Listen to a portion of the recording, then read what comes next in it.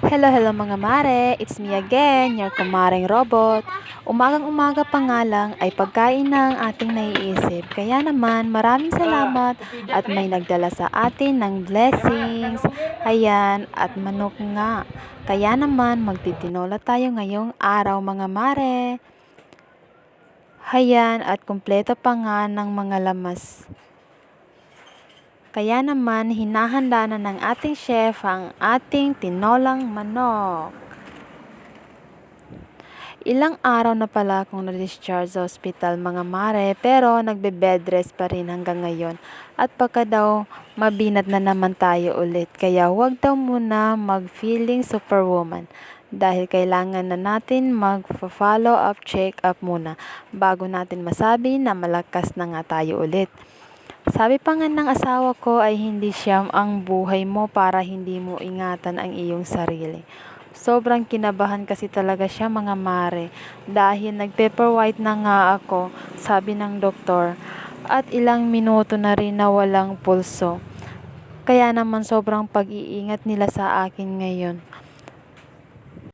Kaya naman alhamdulillah, sukran ya Allah at nabuhay pa tayo.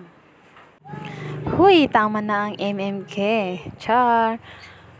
Kaya sa ngayon ay samahan muna natin ang ating chef dito maghahanda ng mga pampalasa at baka abutin pa nga ng 5,000 years yan bago matapos kada daldal natin dito. Char! Alam nyo ba mga mare, sa aming dalawa ay siya talaga ang magaling magluto. Pero syempre nakakabisado ko na rin ng kanyang mga timpla kaya lagi na rin akong nakakapagluto nung hindi pa ako nakunan. Dahil busy-busy na din kasi siya sa pagdadaing mga mare, alam niyo naman ang ating hanap buhay. Heto na nga mga mare at patapos na din siya dito sa pag-slice ng ating mga sayote. Kaya naman super duper excited na tayo mga mare sa ating tinolang manok. Ayan, tapos na siya mga mare.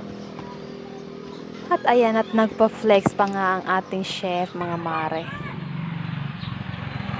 O siya, tara na nga at magluto na nga tayo. At excited na nga ako dito sa ating tinolang manok. Excited na akong humigop ng sabaw na mainit mga mare ko. Kayo ba mga mare, paborito nyo din ba itong tinolang manok? Comment below kung paborito nyo or kung ano man ang paborito nyong ulam mga mare. Ayan, at nag-isa na nga siya ng bawang. At isinunod na nga rin niya itong sibuyas.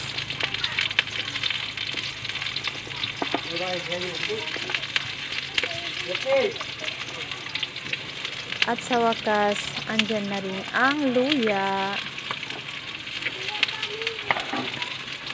And green chili. At ginisa na nga niya lahat ng pampalasa mga mare. Excited na ako.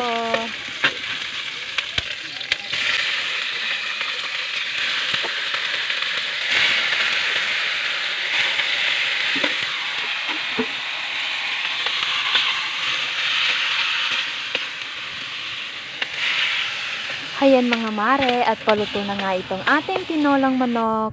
Maraming salamat mga mare at sinamahan nyo ko dito sa pagluluto ng ating tinolang manok.